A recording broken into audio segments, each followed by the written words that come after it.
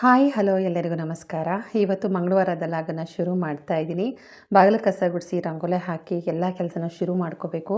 ಬನ್ನಿ ಸ್ನೇಹಿತರೆ, ವಿಡಿಯೋ ಶುರು ಮಾಡೋಣ. ವಿಡಿಯೋ ಇಷ್ಟ ಆದಲ್ಲಿ ಒಂದು ಲೈಕ್ ಕೊಡಿ. ಹೊಸ ನೋಡ್ತಾ ಇರೋರು ಸಬ್ಸ್ಕ್ರೈಬ್ ಮಾಡ್ಕೊಳ್ಳಿ. ನಿಮ್ಮ ಅನಿಸಿಕೆ ಅಭಿಪ್ರಾಯಗಳನ್ನು ಕಮೆಂಟ್ ಹಾಕಿ ಅಂತ ಹೇಳ್ತಾ ವೆಲ್ಕಮ್ ಟು ಕೆಂಪೇಸ್ ಕಿಚನ್. ಬಾಗಿಲು ಕಸ ಗುಡಿಸಿ ನೀರು ಹಾಕಿ ಆಮೇಲೆ ಮನೆಯಲ್ಲಿ ಉಳಿದಿರೋ ಕೆಲಸನ ಮಾಡ್ಕೋಬೇಕು.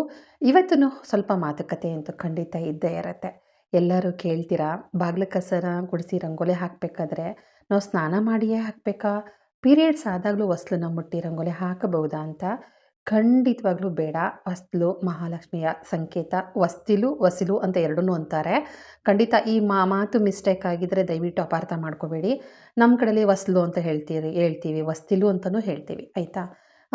ಸ್ನಾನ ಮಾಡಿಯೇ ಕೈಕಾಲು ಮುಖ ತೊಳ್ಕೊಂಡೇ ನಾವು ಹೊಸ್ಲನ್ನ ಮುಟ್ಟಬೇಕಾಗತ್ತೆ. ಹೊಸ್ತಿಲಿನ ಮೇಲೆ ಕುತ್ಕೋಬಾರ್ದು, ಹೊಸ್ತಿಲ ಹತ್ತಿರ ನಿಂತು ಮಾತಾಡಬಾರ್ದು, ಹೊಸ್ತಿಲಿನ ಆಚೆ ಹೋಗಿ ಉಪಾದಾನವನ್ನು ಕೊಡಬೇಕು. ಮುಸ್ಸಂಜೆ ಟೈಮಲ್ಲಿ ಹೊಸ್ತಲಿಂದ ಆಚೆ ಅಂದರೆ ದೀಪ ಹಚ್ಚಿ ಮನೆಯಿಂದ ಹೆಣ್ಮಕ್ಳು ಹೊರಗಡೆ ಹೋಗಬಾರ್ದು. ಮುಸ್ಸಂಜೆ ಟೈಮಲ್ಲಿ ಹೆಣ್ಮಕ್ಳು ಹೊರಗಡೆ ಇನ್ನೊಬ್ಬರ ಮನೆಯಲ್ಲಿ ಕೂತ್ಕೋಬಾರ್ದು, ಹೊಸ್ತಲಿ ದಾಟಿ ಹೋಗಬಾರ್ದು ಅಂತೆಲ್ಲ ಹೇಳ್ತಾರೆ. ನಿಜಕ್ಕೂ ಅದಂತೂ ಸತ್ಯ. ಪೀರಿಯಡ್ಸ್ ಏನಾದರೂ ಆಗಿದ್ದರೆ ಹೊಸ್ತಲಿನ ಮುಟ್ಟಿ ನೀವು ತೊಳೆದು ರಂಗೋಲಿ ಹಾಕೋದು, ಅರಿಶಿನ ಕುಂಕುಮ ಇಡೋದು ಅದನ್ನೆಲ್ಲವನ್ನು ಮಾಡೋಕ್ಕೆ ಹೋಗಬೇಡಿ. ಖಂಡಿತ ಇದರಿಂದ ತುಂಬಾ ದೋಷ ಬರುತ್ತೆ. ಮನೆಯಲ್ಲಿ ಗಂಡು ಇದ್ದರೂ ಪರವಾಗಿಲ್ಲ, ಅಟ್ಲೀಸ್ಟ್ ರಂಗೋಲಿ ಹಾಕೋಕ್ಕಾಗಲಿಲ್ಲ ಅಂದ್ರೂ ಒಂಚೂರು ಹೊಸ್ತಲಿಗೆ ಸ್ವಲ್ಪ ನೀರು ಹಾಕಿಬಿಡಿ ಅಂತ ಹೇಳಿ ಖಂಡಿತ ಒಳ್ಳೆಯದಾಗತ್ತೆ. ತಪ್ಪೇನಿಲ್ಲ, ಗಂಡು ಮಕ್ಕಳುಗಳು ರಂಗೋಲಿ ಹಾಕಿದ್ರೂ ತಪ್ಪಿಲ್ಲ, ಅರಿಶಿನ ಕುಂಕುಮ ಇಟ್ಟರೂ ತಪ್ಪಿಲ್ಲ. ಏನಾರ ಇಡಲ್ಲ, ತುಂಬ ಸಂಕೋಚ ಸ್ವಭಾವ ಅಂದರೆ ಸ್ವಲ್ಪ ಹೊಸ್ತಲಿಗೆ ನೀರು ಹಾಕ್ಬಿಡಿ. ನಾನು ಗೊತ್ತಿರುತ್ತಲ್ವ ಡೇಟ್ ಆಗಿರೋದು, ಆ ವಿಚಾರ ಹೇಳ್ಕೊಳ್ಳಿ, ಓಕೆನಾ? ಇನ್ನು ಹೊಸ್ತಲಿಗೆ ಬೇರೆ ಸಪ್ರೇಟಾಗಿ ಅರಿಶಿನ ಕುಂಕುಮನ ಇಟ್ಕೊಳ್ಳಿ. ದೇವ್ರ ಮನೇಲಿರುವಂತಹ ಅರಿಶಿನ ಕುಂಕುಮವನ್ನು ಹೊಸ್ತಲಿಗೆ ತಂದು ಇಡೋದಕ್ಕೂ ಹೋಗಬೇಡಿ, ಅರ್ಥ ಆಯ್ತಾ? ಅದ್ರ ಜೊತೆಗೆ ಮನೆಗೆ ಬಂದವ್ರಿಗೆ ಹೋದವ್ರಿಗೆ ಅಂತ ಅರಿಶಿನ ಕುಂಕುಮ ಕೊಡ್ತೀವಲ್ಲ, ಅದನ್ನೂ ಸಹ ಸಪ್ರೇಟಾಗಿ ಇಟ್ಕೋಬೇಕಾಗತ್ತೆ. ಯಾಕಂತಂದರೆ ಬಂದವರು ಮುಟ್ಟಾಗಿದ್ದೀರಾ, ನೀವು ಮೈಲಿಗೆನಾ, ನಿಮ್ಮ ಮನೆ ಸೂತ್ಕನ ಅಂತ ನಾವು ಕೇಳಿ ಅವ್ರಿಗೆ ಅರಿಶಿನ ಕುಂಕುಮ ಕೊಡೋಕ್ಕಾಗೋದಿಲ್ಲ ಅಲ್ವಾ? ಅವ್ರು ಹೇಗಿದ್ರೂ ನಾವು ಅರಿಶಿನ ಕುಂಕುಮ ಕೊಡಲೇಬೇಕಾಗತ್ತೆ. ಮುಟ್ಟು ಮೈಲಿಗೆ ಆದವರು ಮುಟ್ಟಿರೋ ಅರಿಶಿನ ಕುಂಕುಮನ ದೇವ್ರಿಗೆ ಇಡೋದಾಗಲಿ ನಾವು ಇಟ್ಕೊಳ್ಳೋದಾಗಲಿ ಖಂಡಿತ ಮಾಡಬಾರ್ದು. ಅದಕ್ಕೋಸ್ಕರ ಹೇಳ್ತಾ ಇರೋದು, ಹೊಸ್ತಲಿಗೆ ಬೇರೆ ಅರಿಶಿನ ಕುಂಕುಮ, ಬಂದವ್ರಿಗೆ ಹೋದವ್ರಿಗೆ ಬೇರೆ ಅರಿಶಿನ ಕುಂಕುಮ, ದೇವ್ರ ಮನೆಗೆ ಬೇರೆ ಅರಿಶಿನ ಕುಂಕುಮ ಇಟ್ಕೊಂಡ್ರೆ ತುಂಬ ಒಳ್ಳೆಯದು. ಇನ್ನು ಮಂಗಳವಾರ, ಶುಕ್ರವಾರ, ಅಮಾವಾಸ್ಯೆ ದಿನ, ಹುಣ್ಣಿಮೆ ದಿನ, ಗ್ರಹಣಗಳಲ್ಲಿ ಇನ್ನು ನಮಗಿಷ್ಟವಾಗಿರೋ ತುಂಬ ಇಷ್ಟಪಟ್ಟು ಮಾಡುವಂತಹ ಒಂದು ದೈವ ಅಂತ ಇರುತ್ತೆ, ಗುರುಗಳು ಅಂತ ಇರ್ತಾರೆ. ಅಂಥ ದಿನಗಳಲ್ಲಿ ದಯವಿಟ್ಟು ಹೊಸ್ತಲ ಹತ್ರ ದೀಪವನ್ನು ಹಚ್ಚಿಡಿ. ಏನಾದರೂ ಅಮಾವಾಸ್ಯೆ ಪೂಜೆ ಮಾಡೋರಿಗೆ ಒಂದು ಗುಟ್ಟನ್ನು ಹೇಳ್ತೀನಿ, ಕೇಳ್ಕೊಳ್ಳಿ. ಒಂದು ಸೀಕ್ರೆಟ್, ನಮ್ಮ ಲೈಫಲ್ಲಿ ದರಿದ್ರ ಬರಬಾರ್ದು ಅಂತಂದರೆ ನಿಜಕ್ಕೂ ನಮ್ಮ ಮನೆಯಲ್ಲಿ ಯಾವಾಗಲೂ ಸಂತೋಷವಾಗಿರಬೇಕು, ದುಡ್ಡು ಕಾಸಿಗೆ ಯಾವುದೇ ರೀತಿ ಕಷ್ಟ ಬರಬಾರ್ದು ಅಂದರೆ ಹೊಸ್ತಲಿನ ಹತ್ರ ಆ ಕಡೆ ಈ ಕಡೆ ದೀಪ ಹಚ್ಚಿಡ್ತೀರಲ್ವ, ಮೊದಲನೇದಾಗಿ ಹೊಸ್ತಲಿಗೆ ಮೊದಲನೇ ಪೂಜೆಯನ್ನು ಮಾಡಬೇಕಾಗತ್ತೆ. ಮೊದಲನೇ ಪೂಜೆ ಹೊಸ್ತಲಿಗೆ ಮಾಡಿ ಆಮೇಲೆ ಮನೆ ಒಳಗಡೆ ಹೋಗಿ ದೀಪವನ್ನು ಹಚ್ಚುವಂತಹ ರೂಢಿ ಸಾಮಾನ್ಯವಾಗಿ ಅಮಾವಾಸ್ಯೆ ಪೂಜೆ ಮಾಡೋದು ಹಾಗೇನೆ. ಮೊದಲು ಹೊಸ್ತಲಿನ ಪೂಜೆ, ಆಮೇಲೆ ಮನೆಯೊಳಗಡೆ ಮನೆ ದೇವರ ಪೂಜೆ ಮಾಡೋದು. ಹೊಸ್ತಲಿನ ಪೂಜೆ ಮಾಡಬೇಕಾದ್ರೆ ಒಂದು ತಟ್ಟೆಗೆ ಎಲೆ, ಅಡಿಕೆ, ₹1 ಕಾಯಿನು, 2 ಬಾಳೆಹಣ್ಣು. ಎಲೆ, ಅಡಿಕೆ, ಕಾಯಿನು ಅಂತಂದರೆ ದಕ್ಷಿಣೆ ಅಂತ ದೇವರಿಗೆ. ಆ ದಕ್ಷಿಣೆ ಅಂತ ಇಡ್ತೀವಲ್ಲ, ಆ ದಕ್ಷಿಣೆನ ನಾವು ಯೂಸ್ ಮಾಡ್ಕೊಳ್ಳೋದಲ್ಲ, ಅದನ್ನು ಒಂದು ಗೋಲಕಕ್ಕೆ ಹಾಕಿ ಇಡಿ. ದೇವಸ್ಥಾನಕ್ಕೆ ಹೋದಾಗ, ಯಾವುದಾದ್ರು ದೇವಸ್ಥಾನಕ್ಕೆ ಹೋದಾಗ ಅದನ್ನು ಗೊಲ್ಕಕ್ಕೆ ಹಾಕ್ಬೋದು, ಆಯಿತಾ? ಈ ಥರ ನೀವು ದಕ್ಷಿಣೆಯನ್ನು ಇಟ್ಟು ಅಮ್ಮನಿಗೆ ನೀವು ಪೂಜೆ ಮಾಡೋದೇ ಆದರೆ ಖಂಡಿತವಾಗ್ಲೂ ನಮಗೆ ಒಳ್ಳೆಯದೇ ಆಗುತ್ತೆ. ಹೊಸ್ತಲಿನ ಯಾವುದೇ ಕಾರಣಕ್ಕೂ ಹೊಸ್ಲನ್ನ ನೀವು ದಯವಿಟ್ಟು ಬಟ್ಟೆ ಬಿಟ್ಟು ಅಪ್ಪಿತಪ್ಪಿನೂ ಸಹ ಪೊರಕೆನ ಸೋಗ್ಸೋಕೆ ಹೋಗಬೇಡಿ. ನಿಜಕ್ಕೂ ಎಷ್ಟೋ ಜನ ಹಾಗೆ ಪೊರಕೆನಲ್ಲೇ ಕಸ ಗುಡಿಸ್ಕೊಂಬಂದ್ಬಿಡ್ತಾರೆ. ಆ ತಪ್ಪನ್ನು ಮಾಡೋದಕ್ಕೆ ಹೋಗಬೇಡಿ. ಮದುವೆ ಆಗದಿರೋ ಹೆಣ್ಮಕ್ಳಿಗೆ ಏಜ್ ಆಗ್ತಾಯಿದೆ, ಇನ್ನು ವರ ಕೂಡ ಬಂದಿಲ್ಲ ಅಂದವ್ರಿಗೆ ನಮ್ಮ ಕಡೆ ಹೊಸ್ತಲ ಶಾಸ್ತ್ರ ಅಂತ ಮಾಡ್ತಾರೆ. ಹೊಸ್ತಲಿನ ಪೂಜೆಯನ್ನು ಮಾಡಿ 5 ಜನ ಮುತ್ತೈದೆಯರನ್ನು ಕರೆಸಿ ಅವ್ರ ಕೈಲಿ ಒಂದು ಶಾಸ್ತ್ರವನ್ನು ಹೆಣ್ಮಕ್ಳಿಗೆ ಮಾಡಿಸ್ತಾರೆ.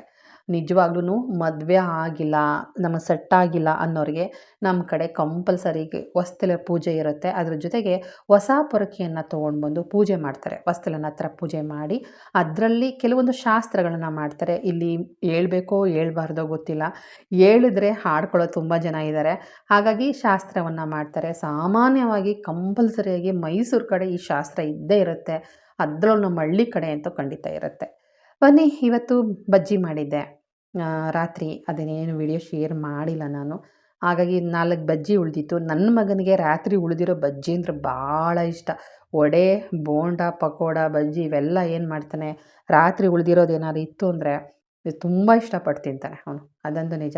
ಅದಕ್ಕೋಸ್ಕರ ಎತ್ತಿಟ್ಟಿದ್ದೀನಿ. ಇವತ್ತು ತೊಂಡೆಕಾಯಿ ಹಾಕಿ ಬೇಳೆ ಸಾಂಬಾರು ಮಾಡೋಣ ಅಂತ ಮಾಡ್ತಾಯಿದ್ದೀನಿ.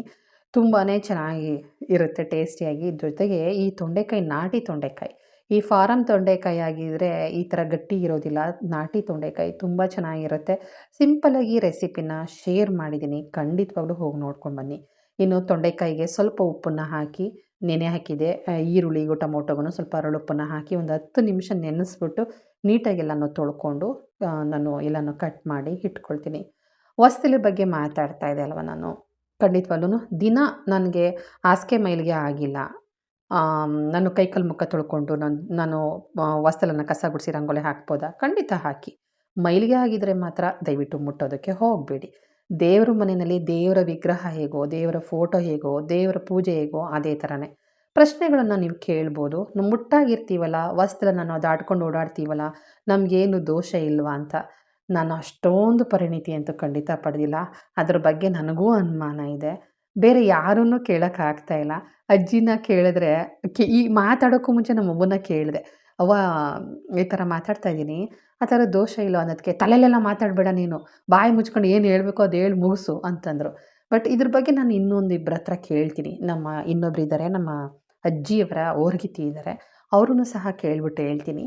ಅವ್ವ ನಾವು ಪೀರಿಯಡ್ಸ್ ಆದಾಗ ಹೊಸ್ಲನ್ನ ದಾಟ್ಕೊಂಡು ಓಡಾಡ್ತೀವಲ್ಲ, ಅದರಿಂದೇನು ದೋಷ ಆಗಲ್ವಾ? ಅದರಿಂದೇನು ಮುಟ್ಟು ಮೈಲಿಗೆ ಆಗಲ್ವಾ ಹೊಸ್ತಿಲಿಗೆ ಅಂತ ಕೇಳ್ತೀನಿ.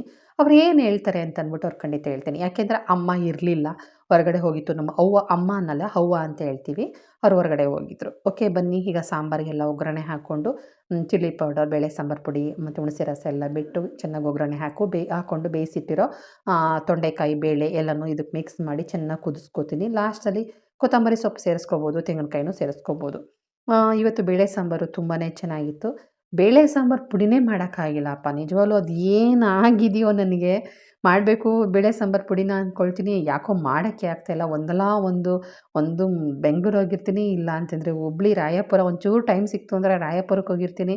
ಗುರುಗಳಾಶ್ರಮದಲ್ಲಿ ನೋಡಿಕೊಂಡು ಆ ಟೈಮು ಸ್ಪೆಂಡ್ ಮಾಡೋದಂತೂ ತುಂಬ ಖುಷಿ ಇರುತ್ತೆ. ಅದರಲ್ಲೂ ಅಮಾವಾಸ್ಯೆ ದಿನ ಅಂತೂ ಅಮ್ಮ ಎಷ್ಟು ಸಂತೋಷ ಆಗುತ್ತೆ ಗೊತ್ತಾ. ನಾನು ಫಸ್ಟ್ ಟೈಮ್ ಅಮಾವಾಸ್ಯೆ ದಿನ ಹೋಗಿದ್ದು. ಎಷ್ಟು ಖುಷಿ ಆಯಿತು. ಯಾಕಂದರೆ ನನಗೆ ಹೇಳಿದರು ಆಶ್ರಮಕ್ಕೆ ಹೋದಾಗ, ಅಮಾವಾಸ್ಯೆ ದಿನ ಅಲ್ಲಿ ತುಂಬ ಪೂಜೆ ಚೆನ್ನಾಗಿ ನಡೆಯುತ್ತೆ, ಊಟ ತಿಂಡಿ ಎಲ್ಲ ಇರುತ್ತೆ ಅಂತ. ನೋಡೋಣ ಅಂತ ಅಂದ್ಬಿಟ್ಟು ಹೋದೆ. ತುಂಬ ಖುಷಿ ಆಯಿತು ಮಾತ್ರ. ಹೋಗಬೇಕು ಪದೇ ಪದೇ ಅನಿಸುತ್ತೆ ಅಮಾವಾಸ್ಯೆ ದಿನ. ಬಟ್ ನನಗೆ ರಜೆಗಳು ಸಿಗಬೇಕು, ನನಗೂ ಟೈಮ್ ಅಡ್ಜಸ್ಟ್ ಆಗಬೇಕಲ್ವ, ಏನೂ ಮಾಡೋಕ್ಕಾಗೋದಿಲ್ಲ. ನೋಡೋಣ ಮುಂದಿನ ಸರಿ ಆಗುತ್ತೋ ಆಗಲ್ವೋ ಗೊತ್ತಿಲ್ಲ. ಗುರುಗಳು ಹೇಗೆ ಮಾಡ್ತಾರೋ ಗೊತ್ತಿಲ್ಲ. ಅವ್ರ ಇಚ್ಛೆ. ಏನೇ ಒಂದು ದೇವಸ್ಥಾನಕ್ಕೆ ಹೋಗ್ಬೇಕಾದ್ರೂ, ಒಂದು ದೇವರ ಕಾರ್ಯ ಮಾಡಬೇಕಾದ್ರೂ ಅವ್ರ ಇಚ್ಛೆ ಇಲ್ಲದೆ ನಾವೇನೂ ಮಾಡೋಕ್ಕಾಗಲ್ಲ. ಅವ್ರ ಪೂಜೆ ಮಾಡು, ನನ್ನ ಸನ್ನಿಧಾನಕ್ಕೆ ಬಾ ಅಂದರೆ ಮಾತ್ರ ನಾವು ಹೋಗೋಕ್ಕಾಗೋದು ಹೊರತು, ನಮ್ಮಿಚ್ಛೆಯಂತೆ ಈ ಜಗತ್ತಲ್ಲಿ ಏನೂ ನಡೆಯೋದಿಲ್ಲ ಅಂತನ್ನೋದು ಅಷ್ಟೇ ಸತ್ಯವಾದ ಮಾತು. ಲಾಸ್ಟಲ್ಲಿ ಕಾಯಿ ತುರಿನ ಹಾಕ್ಬಿಟ್ಟು ಒಂದು 2-3 ಕುದಿಸ್ಕೊಂಡು ಇವತ್ತು ಬೇಳೆ ಸಾಂಬಾರು ಅಂದರೆ ತೊಂಡೆಕಾಯಿ ಬೇಳೆ ಸಾಂಬಾರು ರೆಡಿ ಆಯಿತು ಸ್ನೇಹಿತರೆ. ಇವತ್ತು ತಿಂಡಿಗೆ ಏನಿಲ್ಲ, ಸಿಂಪಲ್ಲಾಗಿ ಇಡ್ಲಿ ಮಾಡಿದೆ ಅಲ್ವಾ, ಅದು ಸ್ವಲ್ಪ ಹಿಟ್ಟು ಉಳ್ಕೊಂಡಿದೆ, ಅದರಲ್ಲೇ ದೋಸೆ ಮಾಡಿಬಿಡೋಣ ಅಂತ. ಬೇಳೆ ಸಾಂಬಾರು ಜೊತೆಗೆ ದೋಸೆ ಚೆನ್ನಾಗಿರುತ್ತೆ. ಈರುಳ್ಳಿ ಮತ್ತು ಕ್ಯಾರೆಟು ಅದನ್ನೆಲ್ಲ ಹಾಕಿ ದೋಸೆ ಮಾಡೋ ಬದಲು ಈ ಥರ ದೋಸೆ ಬರೀ ಪ್ಲೇನ್ ದೋಸೆ ಮಾಡಿ ಬೇಳೆ ಸಾಂಬಾರಿಗೆ ಹಾಕ್ಕೊಟ್ರೆ ತಿಂತಾರೆ, ಚೆನ್ನಾಗಿರುತ್ತೆ ಅಂದ್ಬಿಟ್ಟು ಆ ಥರ ಮಾಡಿದ್ದೀನಿ. ಇದ್ರ ಜೊತೆಗೆ ಸ್ವಲ್ಪ ಕೆಲಸಗಳಂತೂ ಇರುತ್ತೆ. ಇವತ್ತು ಸ್ವಲ್ಪ ಉಪ್ಪು ಖಾಲಿಯಾಗಿತ್ತು. ಜಾಡಿ ಬದಲಾಯಿಸೋಣ ಅಂತ, ಯಾಕೋ ಅದೇ ಜಾಡಿ ನೋಡಿ ನೋಡಿ ಬೇಜಾರಾಗಿದೆ. ಸ್ವಲ್ಪ ಮನೆಯಲ್ಲಿ ಇನ್ನೊಂದು ಜಾಡಿ ಇತ್ತಲ್ಲ, ಅದಕ್ಕೆ ಉಪ್ಪನ್ನೆಲ್ಲ ತೆಗೆದಾಕ್ಬಿಟ್ಟು ಇದನ್ನು ತೊಳೆದಿಟ್ಬಿಡೋಣ ಅಂತ ತೊಳೆದಿಡ್ತಾಯಿದ್ದೀನಿ. ಮೊನ್ನೆ ಕಮೆಂಟ್ ಬಂದಿತ್ತು, ಏನಂತ, ತಾಮ್ರದ ತಟ್ಟೆನ ನೀಟಾಗಿ ತೊಳೀರಿ, ನೋಡೋದಕ್ಕೆ ತುಂಬ ಸುಂದರವಾಗಿರುತ್ತೆ ಅಂತ. ನಿಜ ಹೇಳ್ತೀನಿ, ಏನಕ್ಕೆ ಅಷ್ಟೊಂದು ಕಪ್ಪಾಗ್ತಾ ಇದೆ ಅಂತ ಗೊತ್ತಿಲ್ಲ. ಹುಣಸೆ ಹಣ್ಣು, ಸಬೀನ, ಪೀತಾಂಬರಿ ಎಲ್ಲ ಹಾಕಿ ಉಜ್ಜಿ ಉಜ್ಜಿ ಉಜ್ಜಿ ಸಾಕಾಗ್ಬಿಟ್ಟಿದೆ.